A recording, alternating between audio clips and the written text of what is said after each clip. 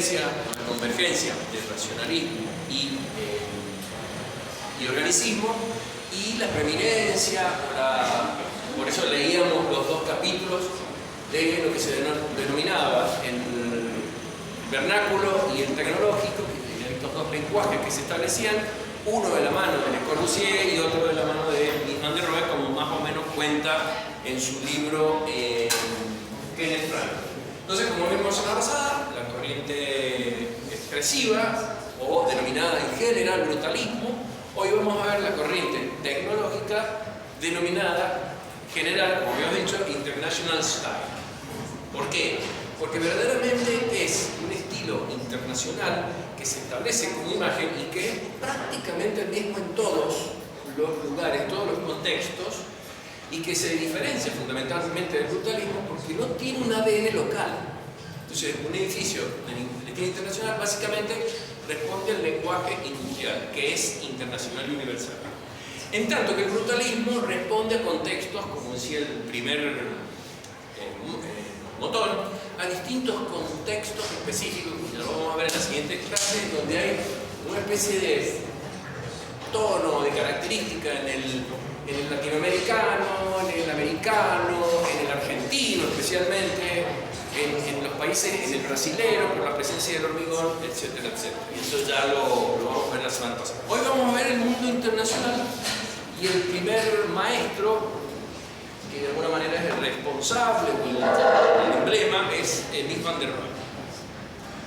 Y cuando vemos en este caso a Mies van der Rohe, nos referimos a una segunda faceta o a una segunda parte de su carrera, al igual que le ocurre a Le Corbusier, que lo vimos en la clase pasada. Y entonces se establece esta diferenciación entre el primer Le Corbusier, el segundo Le Corbusier y también un primer Mies van der Rohe y un segundo Mies van der Rohe. Una de las fundamentales diferencias es que el Mies van der Rohe es un fin, una puesta, un término en cuanto a la inspiración en las vanguardias artísticas que habían sido base del racionalismo en general. Y una modificación en sus cánones de diseño, una modificación en sus productos, aunque a pesar de que el lenguaje sigue siendo el lenguaje de la máquina y sobre todo el lenguaje de la industrialización. Este es el Instituto Tecnológico de Illinois, que es uno de los primeros proyectos que desarrolla en Norteamérica cuando huye primeramente de Alemania, se va a Inglaterra y de Inglaterra salta a Estados Unidos. Y se podría decir que en este nuevo contexto lo que le ocurre a mí es que consagra de alguna manera su profesión, su carrera, es que encuentra el lugar y el tiempo exactos en donde él puede desarrollar esta idea original que plantea en su primera etapa en Europa, cuando decía que él era un arquitecto que respondía al tiempo y al lugar en donde él estaba actuando. Entonces, al llegar a Norteamérica, después miren, esto es del 38, está yéndose, porque la guerra empieza en el 39, al llegar a América, encuentra ese lugar y ese tiempo, y además encuentra un país que está en pleno desarrollo tecnológico e industrial. Y va a ser él entonces el que va a representar la arquitectura de ese aquí y ahora, de la internet, momentos previos a la guerra y sobre todo en la segunda parte. Este primer proyecto, debido a sus contactos con Norteamérica, es el Instituto Tecnológico de Illinois. Él desarrolla el Master Plan, que básicamente es esta inserción en la trama urbana de Chicago, en donde ubica esta enorme superficie, este enorme playón de actividades en un contexto absolutamente plano, y que siembra con una serie de edificios autónomos y autosuficientes que actúan como prismas muy a la manera racional, liberando el espacio que los rodea y generando esta primera propuesta, que inicialmente era el desarrollo, un fenómeno muy similar al que ocurre en este caso en la Universidad de Mendoza, es decir, un campus en el medio de la ciudad, un pequeño campus en el medio de la ciudad, no afuera. Un instituto privado, el Tecnológico de Illinois, inserto en la propia ciudad de Chicago. Los primeros edificios que él va a desarrollar están trabajados según esa idea primitiva que él había tenido en el año 33, cuando en el concurso para el Reichsbahn presenta esta serie de ritmos puros, absolutos, desarrollados además en una secuencia absolutamente racional, de repetición, trabajados con una materialidad absolutamente industrial y a partir de formas sumamente geométricas, como estábamos acostumbrados a ver en el lenguaje racionalista. En base a esa propuesta del Reichsbahn, él desarrolla los edificios, uno de los edificios básicos de esa primera instalación, que son la biblioteca, la capilla, la usina del Instituto Tecnológico, que tenía su propia producción de energía, y este cuerpo lateral de laboratorio. La foto inferior es el interior de la capilla. Una capilla por demás abstracta, muy a la manera puritana y de concepción del mundo sajón, sin imágenes y además con una idea también de abstracción en el sentido de que allí podía ir a orar cualquier persona que tuviera cualquier creencia, que tuviera el espacio devocional y no un espacio específico de una cultura religiosa. El tratamiento está por demás marcado por el uso de la tecnología, acero y vidrio, y después el uso del ladrillo visto como material tradicional, especialmente en el mundo americano postcolonial, digamos. La tradición de la construcción de ladrillos en Norteamérica viene de la mano de los ingleses que colonizaron y además como una tradición específica de ese punto de articulación moderna. Entonces, con una estructura metálica, los cierres opacos son de ladrillo y los cierres transparentes son de vidrio, en un lenguaje donde solamente el ladrillo es el material artesanal y el resto es material industrial, tecnología industrial. El gran emblema del tecnológico es el Crown Hall, que lo construye en el año 56, cuando este masterplan se va cubriendo y van apareciendo sucesivos edificios. Él de alguna manera tenía la posibilidad de diseñarlo prácticamente todo hasta que muere. Y el Crown Hall ya al igual que los casos que vimos en cine, se diseña con un lenguaje muy ligado a la industria, pero también con una idea un proyecto, con una idea de diseño muy atada a pautas clásicas o a pautas ligadas a la historia, tal como hemos visto que ocurre en este periodo de posguerra. Los edificios anteriores también están en la misma sintonía. Si bien son de un lenguaje industrial, la composición, básicamente en fachada o el volumen, establece este ritmo clásico, secuencial, repetido, simétrico, ya sea para una tipología, en este caso de edificio religioso, o para una tipología de servicio como la usina, todos en el mismo proceso de diseño, en donde se ha perdido el efecto dinámico que habían tenido casi todas las obras del racionalismo y muchas en especial del propio Van der Rohe. Entonces, en el Crown Hall esto se hace casi sistemático y el edificio toma el carácter de un gigantesco templo o de un gigantesco edificio unitario separado del resto del contexto que funciona como un pabellón. No lo puedo decir. ¿Qué otras cosas además se reiteran del lenguaje histórico? Los ritmos y además la presencia de la estructura en el exterior como un elemento del lenguaje plástico final del edificio.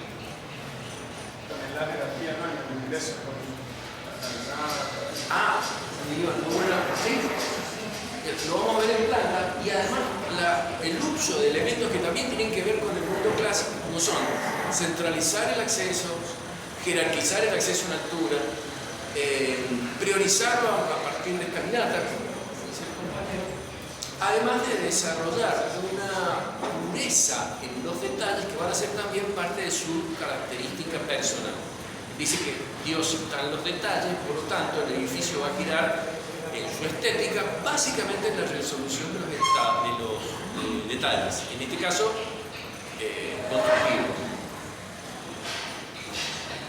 Abajo en ese render estamos viendo esta idea del pabellón unitario, este acceso que refería recién con escalinatas Alejandro, y la presencia del ritmo estructural exterior o exteriorizado, que además revela un proceso de construcción. Todo el sistema estructural de soporte y después la envolvente interior, que va a estar colgada, distintas losas, a partir de esos sistemas de gancho. Todo esto queda a la vista, queda evidenciado, y acá podemos hablar de un lenguaje honesto del uso de los materiales y las tecnologías industriales. En planta está retomando algunos esquemas del mundo clásico que, si revisan las primeras fichas del PowerPoint de la primera etapa de Mies van der Rohe, refieren a su admiración profunda a los arquitectos alemanes del neoclásico, especialmente a von Schinkel, que es el autor del museo, del Altes Museo de Berlín, que es ese edificio acá a la derecha. Entonces, de alguna manera, retoma esa idea del enorme volumen rimado, clásico, monumental, recuerden el principio cultural del edificio clásico como una especie de elemento autónomo que además domina el paisaje, y él hace lo mismo y lo reitera hasta inclusive reiterando todos los sistemas y procesos constructivos traducidos de la piedra, al ladrillo del museo al metal. Entonces, la centralidad, en este caso, de la planta, con los dos patios internos, y además la centralidad del edificio, del ground floor, confirmado con un acceso centralizado, confirmado además con un sistema constructivo simétrico hacia los dos lados, hablan de una reinterpretación del concepto de centralidad, del concepto de axialidad, acceso único, monumentalidad, etc. Entonces, de ahí, algunos críticos van a encontrar que hablan del neoclasicismo moderno, porque en realidad está tomando de alguna manera los principios del siglo XVIII, los transpone y los traduce a la arquitectura industrial. En el caso de la casa Farnsworth, Illinois, ¿por qué Illinois? Bueno, porque no está en edición. De la casa Farnsworth, el tema vuelve a trabajarse el tema del pabellón, de este edificio autónomo, también enclavado en este caso en un bosque con otras características que podría tener el de la cascada, Frank Lloyd Wright, y desarrolla además esta arquitectura prácticamente en palafito, arquitectura sobre pilotes, por razones distintas a la de Corbusier, ojo a esto, pero además cambiándole el discurso a la expresión del material, en este caso pintando metal de blanco, que es una cosa que quizás es el único edificio que en ese momento no conoce después. A lo mejor Meyer ha seguido haciendo lo mismo en su obra de inspiración en el movimiento moderno, Meyer el actual, porque rara vez esto el metal no se ha pintado de blanco, pero en este caso actúa como una especie de alivianador, se le cambia la percepción de la materialidad, y hay una clara intención de vincular el objeto con el contexto, sobre todo con el espacio exterior, a partir de esa transparencia. La casa Farnsworth tiene esta particularidad de estar sobre estos pilotes que no le elevan un nivel útil, un nivel utilizable, sino que es simplemente la razón de que se producen crecidas en los ríos vecinos Entonces la casa tiene que mantener su independencia, tiene que liberarse de una posible inundación. Fíjense que se define en tres planos, no en tres planos, en tres conceptos básicos: interior, espacio intermedio de transición y la gran terraza, a la manera en que se desarrollaban muchos de los espacios, muchos de los edificios y volúmenes clásicos. Entonces había un espacio interior privado, una transición que era la galería, y después un espacio exterior donde se desarrollaban actividades comunes, generalmente las actividades religiosas en los templos.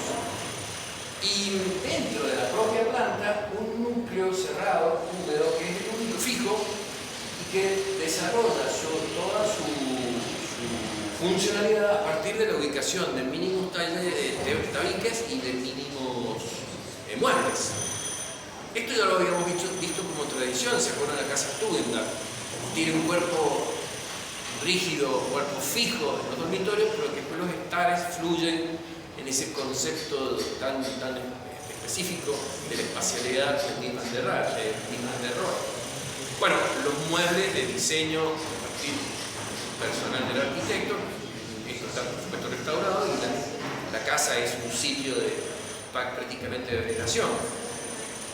Pero cuando vamos a la arquitectura, en este caso de la city, de la ciudad, como ocurre en Estados Unidos, esta dualidad entre el lenguaje de las casas, de lo doméstico y de lo urbano, nos enfrentamos a este caso, son las Lakeshore Drive en Chicago, del 48, en donde la idea de la reflexión, la idea de la grilla estructural, la idea del cristal, la idea del volumen puro, abstracto, inserto en el contexto, es una confirmación.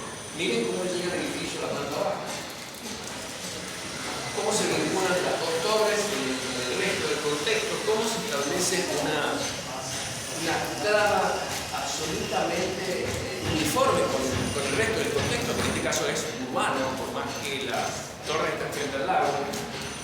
Y una cuestión muy interesante es la solución del ángulo, en donde ustedes saben que acá hay una estructura metálica interna, no sabemos, esta escuela de Chicago, una estructura metálica interna, después la de hormigón que protege, y después nuevamente un revestimiento metálico que pretende devolverle al edificio su lenguaje tecnológico e industrial.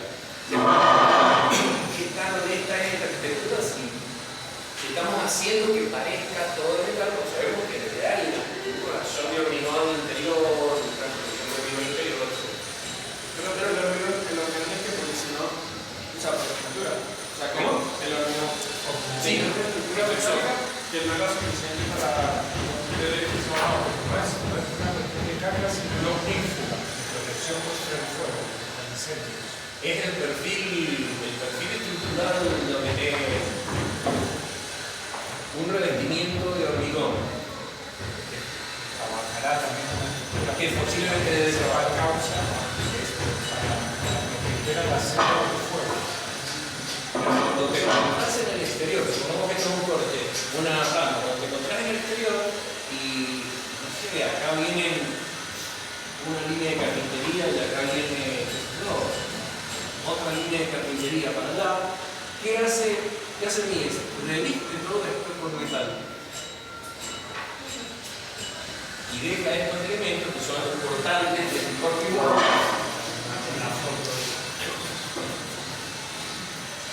Entonces, todo esto es revestimiento del hormigón. Lo que se pretende es reforzar la idea de que es un edificio metálico. Bueno, esto ya lo había resuelto inclusive lo Chicago. A veces, acá había lata, acá había ladrillo, que de alguna manera ornamentaba la columna que seguía teniendo dentro un alma de hormigón, de acero. Pero esta es una disquisición que tiene que ver con qué grado de honestidad cómo el sitio tiene, porque uno es absolutamente industrial y el otro es absolutamente hormigón. Mentira, sabíamos que la Bielsa-Guard, por ejemplo, estaba hecha de ladrillo, sabíamos que este era el discurso que presentábamos de materialidad y materialización, y qué honestidad, si es ético, si es estético. Bueno, acá de alguna manera es esta cosa, este balance entre lo ético y lo estético, y no es una discusión inclusive de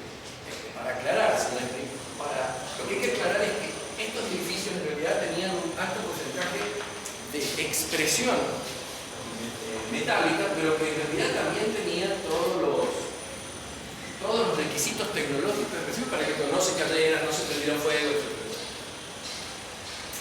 Lo interesante funcionalmente es que esa funcionalización, esa funcionalidad a partir de pequeños tabiques que definen un espacio sin una tabiquería rígida, porque en realidad no se necesita, porque la estructura está puesta en esta grilla exterior e interior, generaba estos pequeños departamentos que tenían cierto núcleo húmedo, baños por ejemplo, y después alrededor del núcleo húmedo una serie de habitaciones mínimas y además una ambientación o fin de la zonificación a partir de los muebles, o bien a cama o bien estar. Y sobre todo hay dos que están rojos que son un poco más grandes, tienen dos dormitorios, etc. Y después la particularidad de que resolvía muy eficientemente el tema de las circulaciones horizontales y verticales, porque no había gran desarrollo, como hemos dicho, que ocurre cuando se nos plantean estas enormes naves que hay que vincular con pasillos. Así que es interesante en este caso para la funcionalidad, por ejemplo, de los departamentos monoambiente hoy en día, que están tan cotizados. Prácticamente no tienen tabiques y sí, a lo mejor uno lo puede resolver con muebles bajos o muebles altos sin tener que cerrar. El emblema de la primera etapa de su llegada a América fue el Grand Hall. El emblema del momento, el emblema del tiempo, en el año 58, es el Seagram Building, que es un edificio de carácter corporativo para la empresa Seagram, que se inserta en la segunda avenida de Nueva York, en una avenida impresionante donde se establecen los grandes edificios corporativos en los años 50 en la ciudad de Nueva York.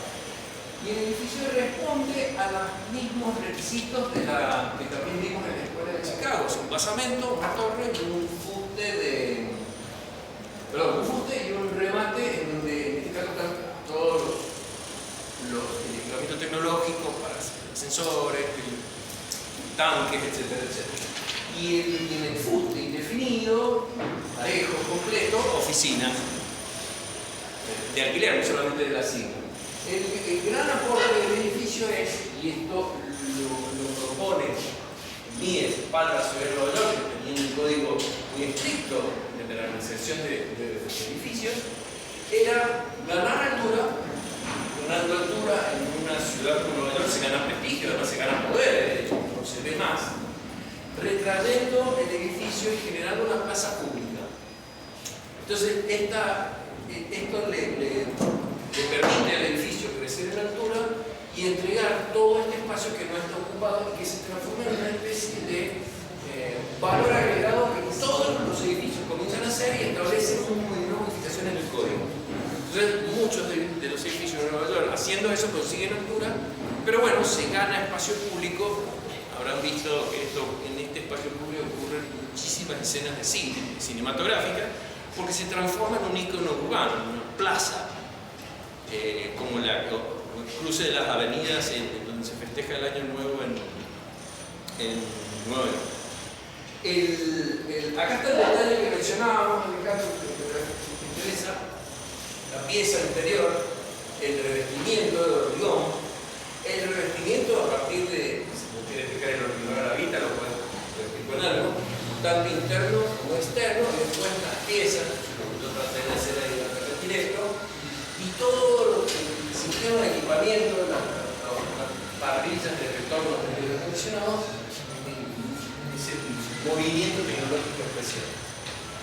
Los halls, el desarrollo del hall, estas empresas corporativas, grandes sets de hoteles, de llegar a lo bestia y tener baterías de 50 ascensores que después se transforma en un cliché dentro del edificio corporativo. Lo vemos acá, la plaza.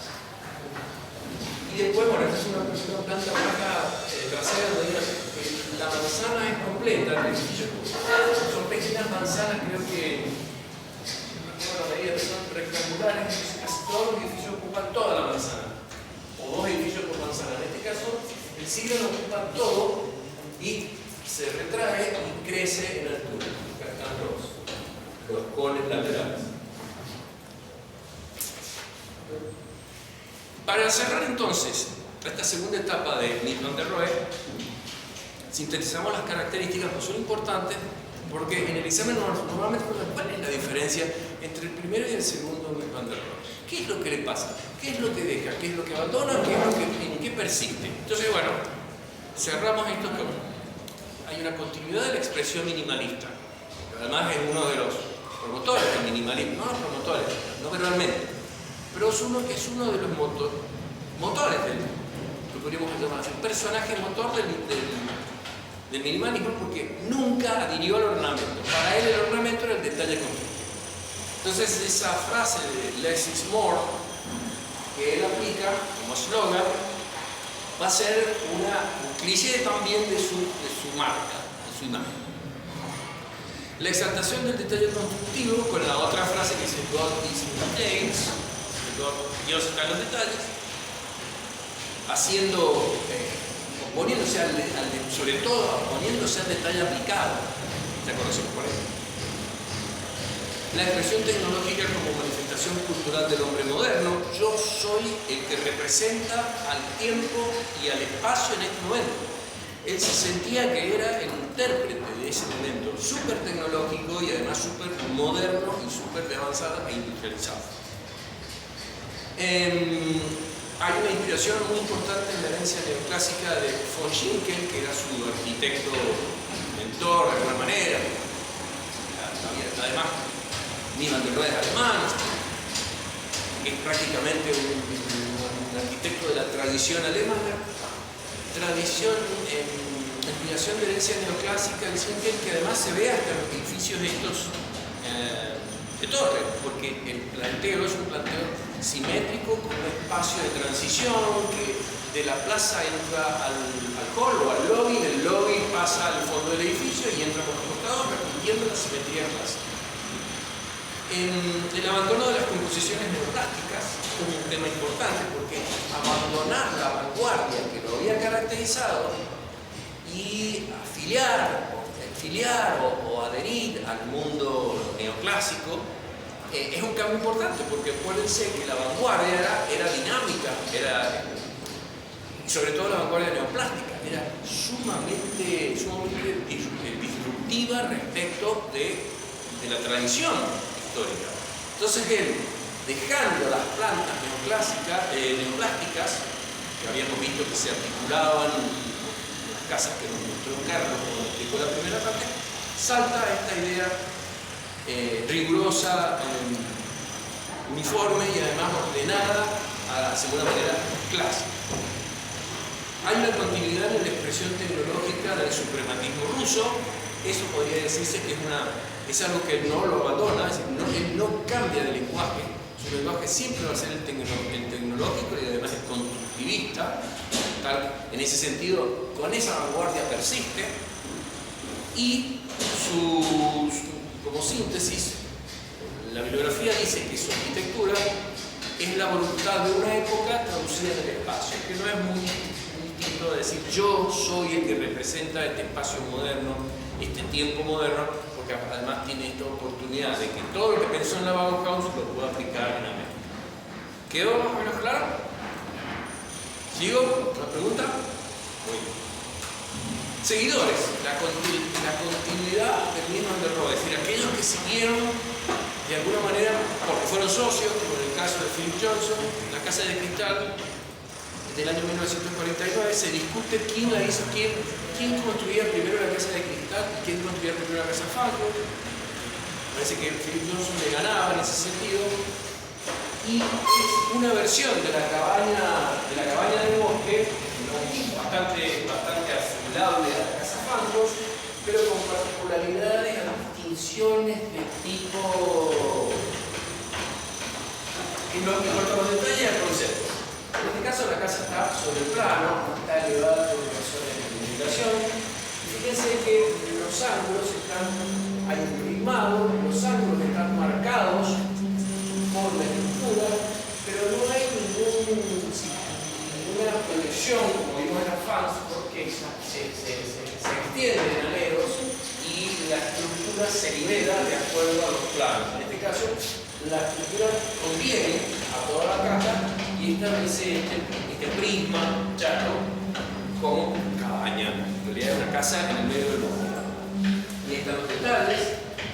En este caso, y lejos de los fuegos posiblemente de las condicionantes urbanas, las estructuras metálicas están desnudas. No hay ningún tipo de protección, no hay ningún revestimiento de la casa Falford tampoco, no hay ningún revestimiento de hormigón que la proteja, sino que es pura y cruda, seguramente porque la normativa no lo requería. El espacio se organiza de la misma manera, con los mismos principios y criterios. Este es el grupo sanitario, lo único fijo en la casa, y la losa, como ven ustedes, y el piso contienen un sistema de instalamiento de la casa Falford en el lugar interno. Entonces hay un absolutismo de los elementos constructivos: columna, losa, paramento. En este caso, el único macizo es este bloque húmedo, que además contiene la chimenea. El resto se resuelve a partir de pequeños muebles que no alcanzan a llegar a la planta, entonces permite que el estado se lea, el espacio se lea en una sola mirada. Como en la casa Falford había un problemita grave de condensación, que cuenta también las malas lenguas del mundo moderno, esta casa tiene todo un sistema de intercambio de aire que permite que momentos en que hace mucho frío en el exterior, imagínense que no existía el vidrio de problemas técnicos que no se puesto bien, la casa tiene un sistema de ventilación permanente que evita la condensación, como dicen, del vapor cuando está en uso.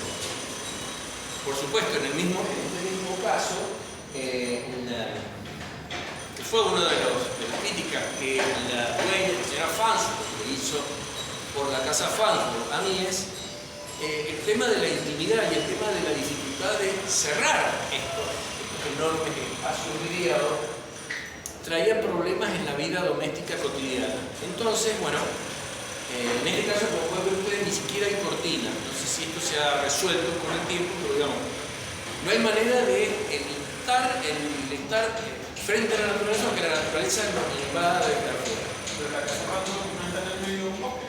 ¿No? Sí. Sí, pero yo no quiero que me vean en el medio de un bosque. Pero ¿quién pasa por ahí? No. Y otra pregunta, el tema es que ese es para la condensación. ¿Cómo era? Un sistema de ventilación permanente. El problema de la condensación es cuando uno renovas el aire, que se carga de humedad y condensa. Sobre todo cuando hay en estos lugares de la alternancia frío-calor extremo. O sea que tiene que una rejilla. No lo sé. No lo sé. Te estoy diciendo lo que dice la literatura. Entonces es un sistema de permanente ventilación. No existía no sé si tiene aire acondicionado. A lo mejor en ese momento tampoco hace falta refrigerar, solamente hace falta calentar en verano. Está debajo del bosque. Pero bueno, estos son los problemas tecnológicos. Bien, el sistema de columnas y después todo el sistema de cerramiento que rodea a la columna. En algunos casos la dejan en el exterior, en otros casos la dejan en el interior. El bloque húmedo, el dormitorio en este caso, y acá está la cocina. Que también debe ser, supongamos, un bloque, una semestra abajo. Dormitorio de este lado, este es el mueblecito que se ve en la foto, no llega a esta altura, está como a ver, si esto hoy es una cabaña, que sería de piedra, madera, nostálgica, con ladrillos, en realidad esto cumple los requisitos mínimos de una casa de campo. Un lugar donde dormir, un lugar donde hacer de comer, un lugar donde descansar, contemplar, etcétera, etcétera, y un pequeño lugar de sanitario.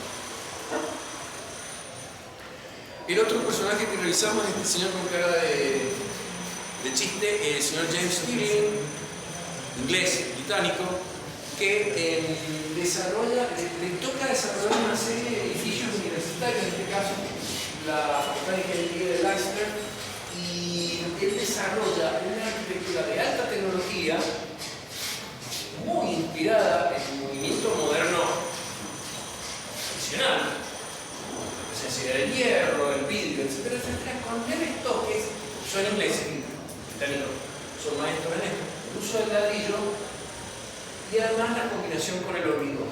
Fíjense cómo ya el vidrio, acero, hormigón y vidrio, acero y hormigón empiezan a funcionar de una manera, sobre todo en Inglaterra, por eso los ingleses están más vinculados al mundo brutalista que al mundo hipertecnológico, con este resultado que tiene muchas influencias en los cierres de ¿se acuerdan de la Bauhaus? Talleres, y además con estos sistemas de techos que, inspirados en la industria, de la Facultad de Ingeniería, inspirados en la industria, techos acristalados, lugares de poca luz, Inglaterra, reproducen y adaptan el lenguaje industrial al lenguaje en este caso universitario. O sea, los talleres y los laboratorios, en este edificio. Entonces, pedir prestado el lenguaje de la industria para adaptarlo al lenguaje de la arquitectura, en este caso institucional o educativa.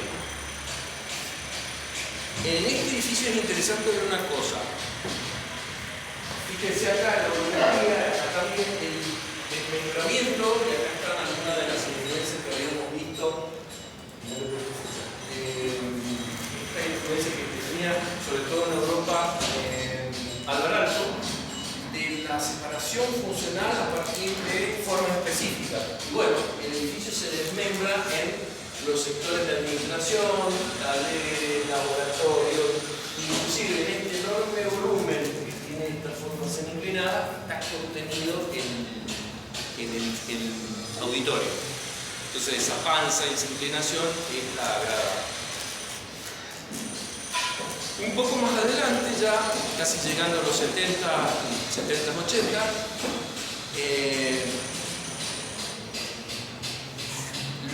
lo que aquí tiene este discurso, donde hay muchísimo material, muchísima dinámica, composición, James Stirling trasciende lo que se llama el tarro moderno. Una de las líneas del tarro moderno que podemos ver con calma. ¿Por qué? Porque el edificio comienza a diferenciar algunos elementos, además utiliza el lenguaje de la cobertura del vidrio como una especie de piel continua de recubrimiento. Dice acá el vidrio la presencia que tiene el protagonista. Persisten algunas características importantes, como por ejemplo enfatizar los sistemas de circulación vertical. ¿Se acuerdan que era parte de esa idea del macro detalle? Ya lo habíamos visto con Louis Kahn, o sea que esto es una tendencia. Y después vamos a ver en el tarro moderno cómo esa exteriorización de los sistemas de vinculación vertical y horizontal se van transformando cada vez más en un motivo de diseño y análisis específico dentro del edificio. Eso va a tener además, en este caso no lo tiene porque la estructura no se percibe que está detrás de todo el sistema de instalamiento, cualquiera de los edificios. Y esto de la presencia de la estructura, con la presencia de la piel, con la presencia de los sistemas de vinculaciones, de conexiones dentro del edificio, se van a transformar en características estéticas muy importantes que va a diferenciar, aplicar cambios, que van a diferenciar esa etapa que se llama tardo moderno, que es ahí entre los años finales 70, 80.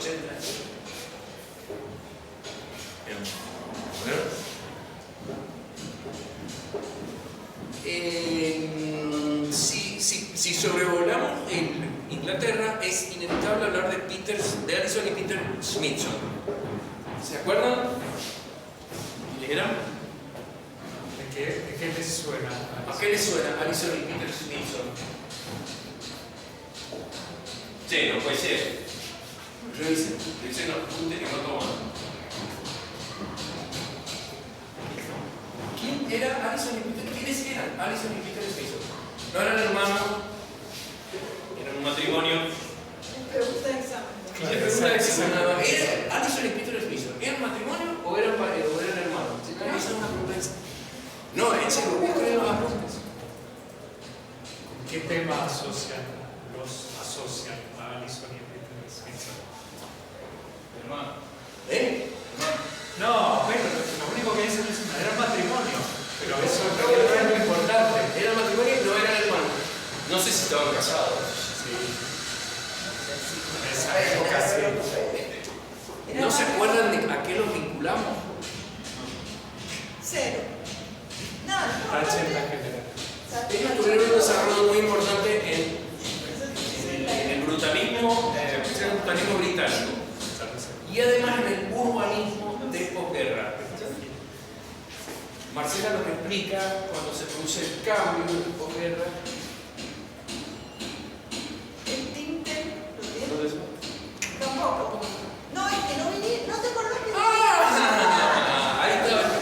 Jódanse. se fueron con Ustedes verán, la la clase fue dada. Y me parece que el que no se acuerda, no se acuerda de verdad. Por el arquitecto Esteves. Se fueron. Ahí está. Bueno, van a decir todo eso. Pregúntale a Marcela. Pregúntenle a Marcelo. ¿Pregúntenle quién? Esteves. Claro, pregúntenle a Marcela. Bueno, y fíjense que le decimos nosotros que le decimos. No, güey, José, no se habla de eso. No lo saben. Ahí mostráselo ahí, pero tienen una previa. La van a tener que hacer solo. Bueno, estos personajes son sumamente relevantes en el mundo británico porque fueron disruptivos en esa la arquitectura y sobre todo en el urbanismo. Hicieron una reconversión, una propuesta, fueron teóricos, escribieron libros. Bueno,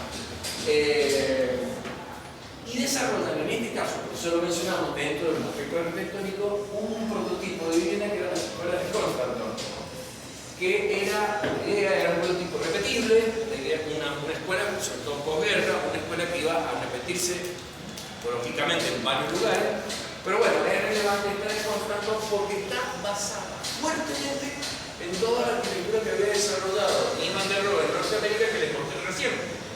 Esta idea de la estructura metálica y dos aspectos de cerramiento, o ladrillo listo o vidrio. En este caso, en el mundo británico, el ladrillo visto tiene una presencia muy fuerte. ¿Por qué? Porque es un material tradicional desde las más antiguas eras. Y en este caso venía muy bien porque esta modernización, esta sistematización industrial de un prototipo de escuela para ser repetido, respondía muy bien al uso del ladrillo que tenía un doble uso, un doble beneficio. Si se construía con ladrillo nuevo, estaba todo bien, y lo que se podía hacer además era, y que lo hicieron y lo hacían, recuperar todo el ladrillo de demolición de los enormes bombardeos de la ciudad, seleccionar los mejores ladrillos y utilizarlos en la construcción o reconstrucción de nuevas escuelas. Es una recuperación de un reuso en este momento sería muy sustentable de una cantidad de escombros que no podían manejar las ciudades bombardeadas. Era una cosa espantosa sacar todo eso para volver a construir. Entonces, un mecanismo de reuso bastante importante, un sistema constructivo también muy sencillo y un lenguaje muy parecido al de Instituto de Illinois y con plantas basadas en una estricta modulación. Esto que ocurre en Inglaterra, modulación extrema, que repite tanto salas como baños, como anchos de galerías, etcétera, que estaba contenida dentro del proyecto, se extiende prácticamente como un requisito y llega inclusive a nuestras tierras. En los 70, muchísimos planes de vivienda y además específicamente de escuelas se desarrollan a partir de la modulación. Y la modulación para la escuela era el famoso módulo de 720 por 720. Que tenía una particular ventaja. La mitad era el 720 dividido 2 es el 360. El dividido 2 es un 80 y el dividido 2 es 90. Entonces se daba el ancho de la puerta, el ancho de la ventana, el medio módulo y el módulo entero en donde cabe la aula completa. Y eso se extendió como reguero de puerta. Con ese, yo, diseñé una escuela en tercer año en donde aplicábamos este criterio de la modulación, porque acá la estructura clara perfectamente, y entonces se desarrolla esto de la puerta, la ventana, el medio módulo, etc. En el medio módulo había el baño, en 360 cabe perfectamente el baño con doble frente. Un principio de funcionalización y de diseño sumamente apretado, sumamente meditado, porque precisamente esto, en ese momento, había que construirlo muy rápidamente para recuperar todo lo que la guerra había perdido. Con el mismo criterio de la modulación y con algunos conceptos que no van a recordar porque no vinieron, Aldo Vaney, para un tema también muy vinculado a la posguerra, el orfanato en Ámsterdam en los años 60, imagínense la cantidad de niños que se quedaron sin padres en la guerra, con un principio de modulación también sistematizado, pero esta vez en el hormigón, columna, viga y losa en hormigón premoldeado, desarrolla este sistema, concepto de map building, está acá abajo, edificio matriz, porque en realidad a partir de esa cuadriculación uno puede decidir espacios abiertos o espacios cerrados, como patio en este caso, o como aula, o como tránsito, modulando y quitando y poniendo sistemas de estas piezas constructivas, que tienen en este caso los elementos necesarios para pasar los servicios. El map building es y la map city también, son estas estructuras que crecen con un sistema de matriz que se extiende indefinidamente y que va resolviendo nodos a partir de ese módulo inalterado. En un 3D, en una versión 3D, Hertzberger desarrolla esta central, compañía de seguros, en donde no solamente se trabaja con un módulo planta, como en el asilo, el concepto de map building, sino también en altura, generando estas articulaciones espaciales, y además trabajamos también con un módulo básico constructivo, que es el bloque, en este caso hormigón, que obliga a trabajar con un estricto módulo estructural, si no hay una serie de cortes y de imperfecciones que no se logran resolver si uno no trabaja con modulación extrema. Bueno, el mismo edificio, lo vemos de arriba, los edificios masivos que normalmente estaban vinculados a estructuras viales muy importantes. Terminamos estas versiones en Europa y vamos al capítulo de las megaestructuras. Esto es una definición de Fumihiko Maki, que es cofundador junto con Kenzo Tange del grupo Metabolista. Y entonces, esta frase, entre comillas, porque la he sacado de contexto, dice: la megaestructura es un marco de grandes dimensiones en el cual todas las funciones de una ciudad se encuentran contenidas. En este sentido, es un paisaje desarrollado por el hombre. Es un paisaje artificial, un paisaje cultural. Como las grandes montañas sobre las cuales se han construido los pueblos italianos. Es decir, estas grandes megaestructuras son el soporte de una nueva arquitectura que tiene un nuevo paisaje en la que se inserta. Y parangona o relaciona a cómo se extendían las ciudades, sobre todo las ciudades que crecieron espontáneamente en la geografía natural, en este caso de Italia, o en cualquier geografía natural. La ciudad se adapta a lo que tiene.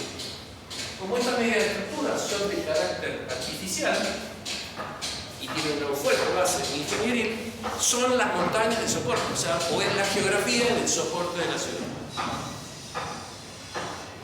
A partir de este concepto, entonces, hay algunas ideas que van produciendo los ingenieros, no los arquitectos, sino básicamente los ingenieros del momento.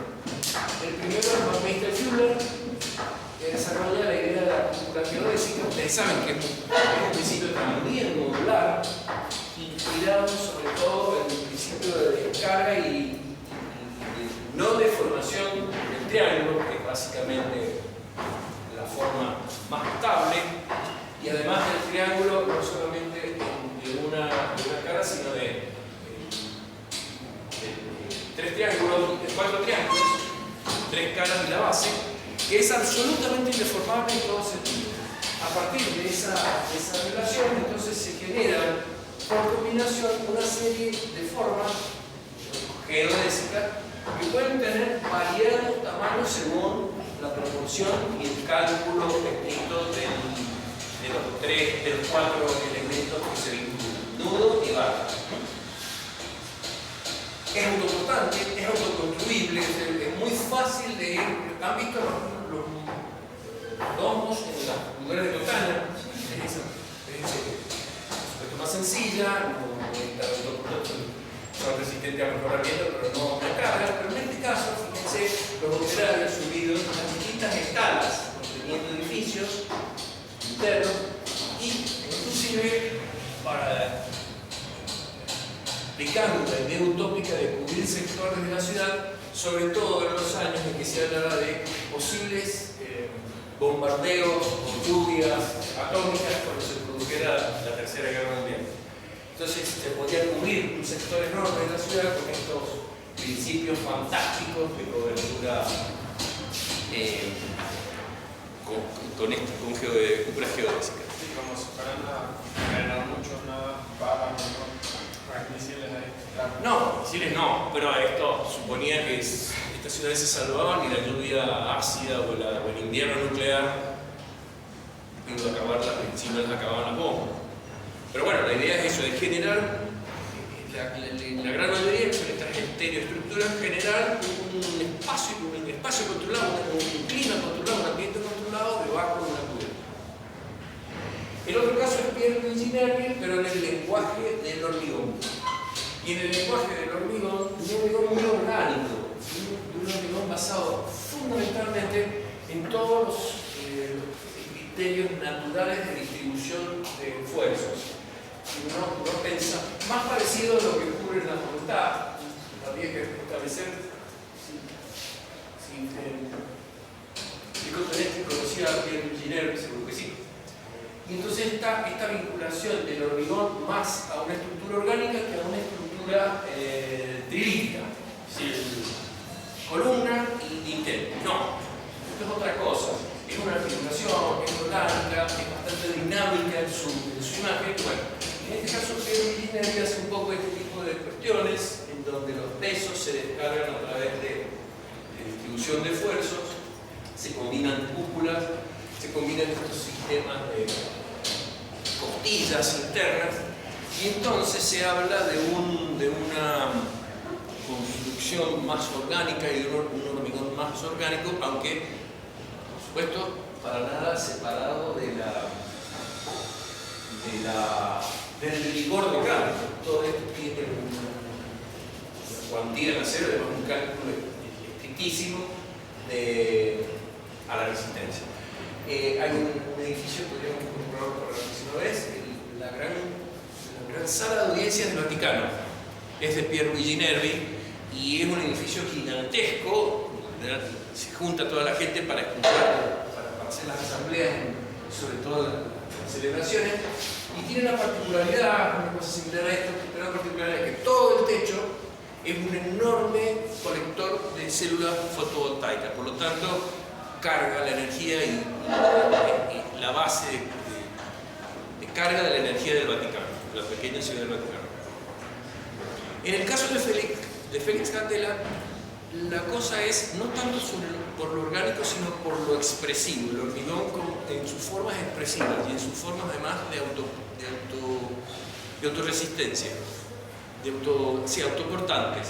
Y además apelando a métodos constructivos sumamente domésticos o tradicionales o tradicionales, en donde no se requiere una tecnología tan alta, tan específica como en el caso de Pierluigi Nervi, con esas enormes estructuras que, imagínense los encofrados de esas estructuras.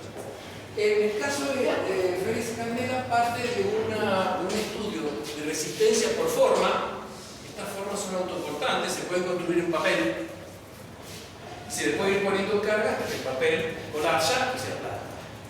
Pero si ese papel es cartón, tiene más resistencia. Es decir, que lo que está marcando la resistencia estructural y además la resistencia del espacio debajo de la forma, lo está dando, debajo de la estructura, lo está dando más la forma que el material en que se está construyendo. No obstante eso, Félix Catera lo que hace es provocar instalar estos edificios trabajando con operarios absolutamente del lugar. Entonces, una enorme estructura de madera que reproduce la forma, una especie de molde, una malla y después el extruido o proyectado de hormigón con baja cantidad de agua. Eso no ocurre, no chorrea y al cubrir a la malla la confina y cuando se fragua y cuando se retira el molde o la cimbra desde abajo queda esta estructura altamente resistente porque además está hecha de hormigón y además tiene una malla metálica, una altísima resistencia a la carga. La particularidad también es no solamente lo tradicional o lo básico de la construcción, sino además la forma, este discurso plástico tan llamático y tan expresivo que está muy vinculado a esto que habíamos hablado de uno de los motores. Nos alejábamos de la geometría y nos acercábamos a la expresión formal, material, textura. Y finalmente, la última de las versiones, que son las tensioestructuras, a partir de la figura de Freirotto, son aquellas estructuras que no funcionan a la compresión, sino que funcionan a la tensión, que básicamente es tendido de cables que pueden tener algunos elementos opacos o translúcidos, más funcionando como casi una tela de araña, o como una especie de carpa de circo, con tensores hacia el piso, que mantienen la forma y que en realidad no son resistentes a las cargas, sino que son resistentes a las tensiones. Tanto en este caso, materiales, telas engomadas, telas impermeabilizadas, una carpa o un circo, madera o metal. Generalmente están muy asociadas a estas fórmulas, estas graficaciones abstractas de fórmulas, productos de la matemática, y asociadas también a esa forma fantástica que tienen, esa forma prácticamente de fantasía que no remite a ninguna forma cuadrangular. Entonces también está cargada de mucha tensión, de mucha expresión. Y creo que no queda más nadie que el señor Eero Saarinen, en donde trabaja un poco, en un caso bastante interesante y especial, trabaja un poco en varios niveles. Primero en el nivel plástico, escultórico, en el nivel simbólico, en el nivel tecnológico, en este caso del uso de estas estructuras no convencionales, en donde no estamos viendo la clásica estructura trilítica, que es la terminal aérea de la TWA, está dentro del aeropuerto de Nueva York. Ya no es más terminal. Y que lo simbólico alude a la nave, es del año 62, la podríamos vincular con el modernismo, ya lo vamos a ver. Con esta alusión, podría ser un edificio pato, que dicen, sí, podría ser un edificio pato, ya lo vamos a ver. Alude a algo casi de forma directa, o sea, uno no puede dejar de ver que hay un pájaro. Hay una gran estructural muy importante porque esto que parece muy liviano, próximo a despegar, porque alude también al avión, está construido en hormigón. Es un hormigón texturado, bastante rugoso, que seguramente tiene un salpicado, y además con un espacio que no tiene mucho que ver con lo que sería lo que hoy tenemos en el imaginario que es un aeropuerto. Son esos edificios no rurales, seguramente funcionales, donde uno pasa para tomarse un avión o se queda para esperar un avión, se sienta en una silla que es convencional, en un lugar que es una franquicia, etc. Como les digo, ya no es una terminal, Arenas, que es un museo de la aviación, de esta línea de la Ferroviaria, y lo interesante en este caso de Sargent es que no solamente desarrolla esta estructura, que son de hormigón con cuantía interna metálica que permite estos tremendos voladizos, sino también resuelve lo mismo a nivel o a escala mueble. Es decir, muebles que están hechos en resina plástica, que adentro tienen una malla de resistencia que es la que le da la deformabilidad. Y además la particularidad de resolverse a lo mejor en dos piezas, en este caso el asiento, que es giratorio, y la base. Sargent Ames son estos arquitectos de este momento que desarrollan estas versiones de una arquitectura, siempre un dicho, de una vinculación con el mobiliario también casi directa, como vimos en todos los otros casos. Así que bueno, esta sería la otra mitad de la corriente del movimiento moderno tardío a nivel internacional, y nos quedaría entonces ya para la semana que viene. La clase que viene vamos a tener otra clase teórica donde vamos a ver el movimiento moderno tardío en América Latina. Y en principio Argentina también. Y dentro de 2 martes vamos a hacer un recorrido, por eso les pedimos. Claro, semana que viene clase teórica aquí. Y la otra es el recorrido, por eso les pedimos que anotaran. ¿Alguien no se anotó en la listita?